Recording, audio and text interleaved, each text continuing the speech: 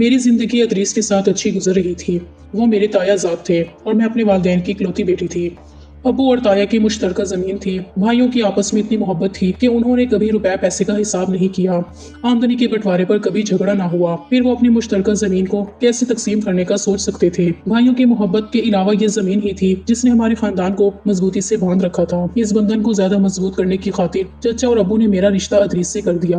हालांकि मैं उनसे 7 बरस उम्र में बड़ी थी, लेकिन हमारे बुजुर्ग कहते थे कि उम्रों का फर्क कोई मायने नहीं रखता। असल बात यह है कि हम और हमारी जमीन तकसीम ना हो। मैं नाजुक सी दुबली पतली लड़की थी, घर की 4 दीवारी में रही, जमाने की हवा ना लगी थी। अदरीस अलबत्ता खुश खुराक था, वर्जिश और कबड्डी का शौक था, बहुत अच्छे खिलाड़ी थे और उनकी सेहत भी काबिल रश्क थी। कदावर थे, मुझसे उम्र में बड़े लगते थे। हमारी जोड़ी खूब सज गई। अबू उससे प्यार करते थे, तभी अदरीस मुझसे भी प्यार करते थे। मुझे खुशो खुरम रखते और हफ्ते में एक बार जरूर शहर शॉपिंग कराने और घुमाने फिराने ले जाते थे। हमारा एक मकान शहर में भी था। जब वहाँ जाना होता तो वही ठहरते। कयाम तो गांव में मौजूद आबाई घर में था, जहाँ चारों तरफ खेत थे, खुली फिजा थी, खिदमतगार मिल जाते थे। शहरी जिंदगी से ज्यादा देहात की जिंदगी में ऐशो आराम था, क्योंकि दौलत की कमी ना थी, हर शय की सहूलत थी और शहर हमारे गांव से ज्यादा दूर भी ना था। सिर्फ 20 किलोमीटर का फासला था। गाड़ियां अपनी थी, जब चाहते शहर का चक्कर लगाकर घर वापस आ जाते। एक दिन मेरे शोहर को क्या सूझी कि मुझे कहा कि जरूरी सामान बांध लो, 1 माह शहर चलकर रहते हैं। वजह यह हुई कि उन दिनों देहात में शदीद लोड शेडिंग हो रही थी। हफ्ता 1-2 बार कभी 1 या 2 घंटे के लिए बिजली आ जाती थी। गर्मियों का मौसम अरूज पर था। पंखे, एसी, कूलर, सभी ठंडक पहुंचाने वाली अशिया बंद थी। अदरीस गर्मी बर्दाश्त नहीं कर पा रहे थे। दिन कयामत सा गुजरता, रात भी जागती बीत जाती थी, क्योंकि शब भर गर्म हवा चलती। हम बीमार पड़ गए। अबू ने भी मशवरा दिया कि शहर के मकान में कूलर, एसी, यूपीएस सभी कुछ मौजूद है। 1-2 माह गर्मियों के वहाँ गुजारा। बताती चलूं कि हमारे इलाकों में शहर में लोड शेडिंग हर 2 घंटे की होती है, मगर करीबी देहात में कई रोज बिजली बंद कर दी जाती है। खाते पीते लोग इस मौसम में शहरों का रुख कर जाते हैं। जो ज्यादा खुशहाल हो वो पहाड़ी मकामात पर जाकर गर्मियाँ गुजारते हैं, क्योंकि उन दिनों बच्चों के स्कूलों और कॉलेजों में भी 2.5 माह की छुट्टियां हो जाती हैं। हमारा एक ही बेटा था जो उन दिनों 3 बरस का था। गर्मियों की छुट्टियां हो चुकी थीं। मेरा लख्ते जिगर अहमद भी गर्मियों की शिद्दत से निढाल था। रात भर छत पर हम उसे लेकर टहलते रहते, जागते रहते और रात यूं ही जागती। इन हालात में हमारा शहर की तरफ कूच कर जाना जरूरी था, लिहाजा मुख्तसर सामान और चंद जोड़े कपड़े गाड़ी में रखकर हम लोग शहर वाले मकान में आ गए। यहाँ हमारा आबाई मुलाजिम रहता था, जो घर को रोजाना झाड़ पोंछ कर साफ सुथरा रखता था। एक मुलाजमा मेरे साथ आई थी, जिसकी जिम्मेदारी घरेलू कामकाज करना और खाना पकाना था। बिलाशुबा शहर आकर मुझे और मेरे बेटे को बेहद सुकून मिला। बिजली जरूर जाती थी, मगर 1 घंटे के लिए, हर 1 घंटे बाद आ जाती थी। इस तरह यूपीएस से गुजारा हो जाता था, एसी से भी गुजारा था, पंखे भी चल रहे थे। शहर पहली बार इतने दिनों के लिए आए तो फिर देहात जाने को दिल ही नहीं चाहता था। अदरीस से कहा, वहाँ क्या रखा है, जब यहाँ अपना घर मौजूद है तो क्यों ना हम मुस्तकिल इधर शिफ्ट हो जाएं। यहाँ बच्चों के लिए इंग्लिश मीडियम स्कूल भी है, जबकि देहाती बच्चों के लिए जो सरकारी स्कूल है वहाँ तो सारा वक्त उस्ताद गायब रहते हैं, पढ़ाई बराए नाम होती है। पढ़ाई में हमारा बच्चा दुनिया में बहुत पीछे रह जाएगा। गर्ज मेरे कहने से अदरीस ने ताया और अबू से इजाजत ली और हम मुस्तकिल तौर पर शहर में रिहाइश पजीर हो गए। यहाँ और तो सब कुछ ठीक था, मगर तन्हाई महसूस होती थी। बेटा स्कूल चला जाता और शोहर देहात फसल वगैरह के कामों में निगरानी के लिए रवाना हो जाते। शाम गई लौटते, मुलाजमा किचन में मसरूफ रहती।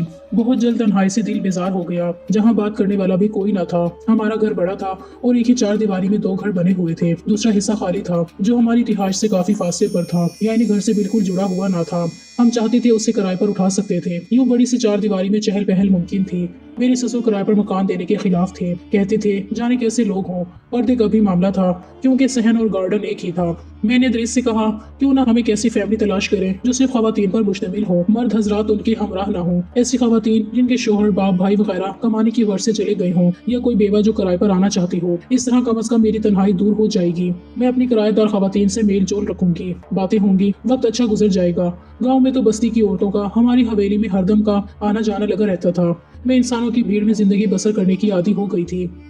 सो फिर अदरीस ने एक आदमी के जिम्मे ये काम लगाया। जल्द ही उसने राब्ता किया और बताया कि एक माँ बेटी को किराए के लिए घर चाहिए। खातून का खामद बैरून मुल्क कमाने की घर से गया हुआ था और वो हर माह एक माकूल रकम भेजता था। अब ये दोनों अपने लिए एक मुनासिब घर की तलाश में थी। मैंने फौरन कहा, उनसे मिलवाइए, अच्छी लगी तो इत्मीनान कर लेना और किराए पर घर दे देना। लिहाजा अदरीस ने उनसे कह दिया कि उन दोनों को घर ले आओ। अगले रोज एक खातून जिनकी उम्र 45 के करीब थी हमारे घर आ गई। साथ बेटी भी थी। उम्र 20 बरस होगी। दोनों ही खूबसूरत और नए फैशन की कीमती लिबास में मलबूस थी। बड़े शहर से आई लगती थी। पहली नजर में मुझे ये दोनों खटक गई। ताहम आ चुकी थी तो उनको बिठाना पड़ा। बातें शुरू हुई तो उन्होंने कुछ अपनायत से बात की कि मेरा दिल जीत लिया। बहुत होश इखलाक, हंसमुख और बात करने का खूब सलीका था। बताया कि मुल्तान में रिहाइश है और यहाँ कुछ जरी जमीन खरीद ली है। इसी वजह से अरसा कयाम रहेगा। किराया तवक्को से बढ़कर दे रही थी। मर्द साथ न होने की वजह से हमें ऐसे ही किराएदारों की तलब थी, लिहाजा घर उनको दे दिया और किराया नामा पर दस्तखत भी उसी दिन हो गए। अगले रोज मैंने मकान की सफाई वगैरह करवा दी और ये माँ बेटी अपना मुख्तसर सामान लेकर हमारे घर में शिफ्ट हो गई। माली तौर पर खुशहाल थी। हमको कोई परेशानी न थी।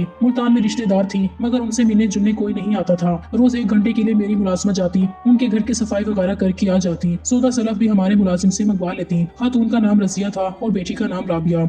राबिया ने हाल ही में एफए किया था, अभी रिजल्ट नहीं आया था। ये दोनों सारा दिन अकेली घर में बोर होती, लिहाजा रोज शाम को हम बाग में कुर्सियां डालकर बैठ जाते और गपशप करते थे। राबिया ज्यादा बातें नहीं करती थी, वो अक्सर खामोश रहती, संजीदा किस्म की लड़की थी। मगर माँ काफी बतौनी थी, इस कदर गुफ्तगू करती कि हंस हंस कर बुरा हाल हो जाता। सच कहूँ कि उनके आ जाने से गोया मेरी बेरौनक और बोर सी जिंदगी में बहार आ गई। अक्सर दोपहर को उनको खाने पर बुला लेती और हम इकट्ठे लंच करते। अलबत्ता जिस दिन इदरीस घर पर होते ये उधर का रुख न करती। मेरी तरफ जब आना होता पहले मुलाजमों को बुलाकर पूछ लेती कि इदरीस तो घर पर नहीं है। मैं कहलवाती कि वो घर पर नहीं है, आप आ जाइए। यूं हम रोजाना घंटों साथ गुजारने लगे। मैं उसकी माँ को आपा कहती थी। उनको बेशुमार अच्छी डिशें बनानी आती थी और मुझे आए दिन कोई ना कोई नई डिश सिखाती थी। खासतौर पर चाइनीज और गैर मुल्की खाने तो कमाल की बनाती थी। उन्होंने कुछ अरसा अपने शोहर के हमरा बैरून मुल्क कयाम किया था और वहाँ कुकिंग का कोर्स किया था। केक, पेस्ट्री और बेकिंग भी कमाल की जानती थी। मैं बहुत खुश थी कि एक ऐसी किराएदार मिली है जिसने मुझे खाने पकाने का हुनर में ताक कर दिया है, वरना मैं 4 सालन ही बनाना जानती थी, वो भी रिवायती किस्म के। राबिया को सिलाई का शौक था। वो हर किस्म के डिजाइन वाले मलबूसात सी लेती थी। वो दर्जी से अच्छी सिलाई करती थी। मैंने टेलर मास्टर के पास जाना छोड़ दिया। अपने सारे कपड़े उससे सिलवाती थी। उनके पास सिलाई मशीन ना थी। जब सिलाई करनी होती तो राबिया मेरे घर आ जाती और कपड़े सीती। उस दौरान अगर कभी अदरीस भूले भटके घर आ जाते तो ये अपने काम में मगन और मशगूल रहती। उनसे हम कलाम होना तो दूर, आंख उठाकर भी नहीं देखती थी। रजिया ने अदरीस से बस दूर से ही सलाम रखी। ज्यादातर मुझसे ही ताल्लुक और वास्ता रखती थी। किराया हर माह की पहली तारीख को मेरे हाथ पर लाकर रखती थी। जल्द ही माँ बेटी से गहरी दोस्ती हो गई। इस तरह घुल मिल गए जैसे मेरे करीबी रिश्तेदार हों। एक पल एक दूसरे के बिना रहने को रवादार नहीं थे। मेरी मजबूरी थी, महीने चंद दिन जरूर गाँव में जाना होता था। चचा चची उदास हो जाते थे। हम अक्सर हफ्ता इतवार को गांव गुजारते। अदरीस हमको सुबह गांव छोड़कर शहर आ जाते और काम काज करके इतवार की शाम को वापस लेने आ जाते। वक्त बहुत अच्छा बीत रहा था कि अचानक एक रोज आपा इंकशाफ करने लगी कि उन्होंने जो जमीन खरीदी है उसमें कुछ मामला हो गया है और केस करने के लिए किसी अच्छे वकील की जरूरत है। मैंने अदरीस को बताया। वो खुद BA LLB थे, अगरचे बाकायदा वकालत नहीं करते थे, लेकिन अक्सर कोर्ट जाकर वकला दोस्तों में बैठते थे। आपा की मदद की दरख्वास्त की। उन्होंने कहा, आपा से कहो फिक्र ना करें, मेरे दोस्त वकील हैं, मैं ये मामला हल करवा दूंगा। इस मामले की वजह से आपा उनसे गुफ्तगू करने लगी। उन्हीं दिनों आपा ने बताया कि उनके शोहर आ रहे हैं, लिहाजा वो मुल्तान जा रही हैं। जमीन के कागजात, वकालतनामा वगैरह अदरीस के सुपुर्द करके वो बेटी के हमराह मुल्तान रवाना हो गई।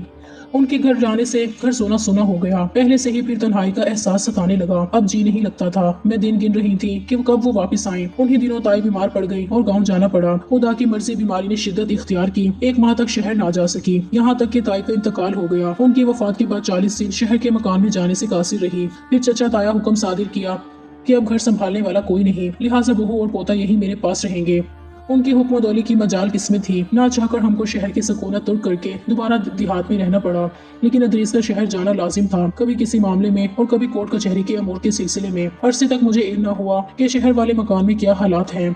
यहाँ मुलाजिम हमेशा अपने मालिक के इशारे पर चलते हैं। उन्होंने भी ना बताया कि आपा और राबिया अब भी हमारे घर में रहती हैं। अदरीस ने यही बावर कराया था कि वो मुल्तान जाकर दोबारा नहीं लौटी और हमारे मकान को छोड़ गई हैं।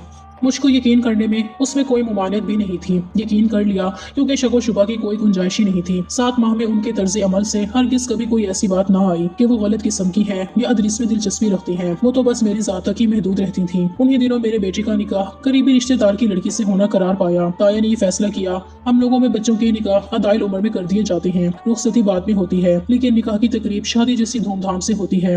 उन दिनों मेरा बेटा सिर्फ 17 बरस का था। लड़की की उम्र 14 बरस थी। जब निकाह की रस्म का एहतमाम इत्तेहाम हुआ। अचानक ही उस पर इंकशाफ हुआ। सब शजदर रह गए कि अदरीस ने दूसरी शादी शहर में कर रखी है। उन्होंने अपने वालिद से कहा, जब तक मेरी दूसरी बीवी को शरीक नहीं करेंगे मैं शादी में शरीक नहीं होऊंगा। ताया अबू का रद्द अमल क्या हुआ नहीं मालूम, लेकिन फिर उन्होंने इजाजत दे दी। यूं निकाह की तकरीब में अदरीस अपनी दूसरी बीवी और अपनी सास की हमराह देहात वाले घर में आए। उनको देखकर मेरी आंखें फटी की फटी रह गईं।